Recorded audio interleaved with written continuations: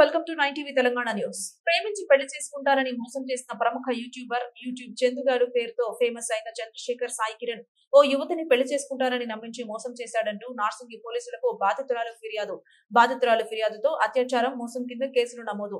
2021 April 25న పుట్టినరోజు వేడుకలకు యువతిని ఆహ్వానించి లైంగిక దాడికి పాల్పడ్డ చంద్రశేఖర్ నిందితుడిపై 420-376 SC/ST అట్రాసిటీ కింద కేసులు నమోదు చేసి చంద్రశేఖర్ తో పాటు ఆయన తల్లిదండ్రులు మరో ఇద్దరిపై కేసులు నమోదు చేశారు. నిందితుడు యూట్యూబర్ చంద్రశేఖర్ ను అరెస్ట్ చేసి రిమాండ్ కు తరలింపు.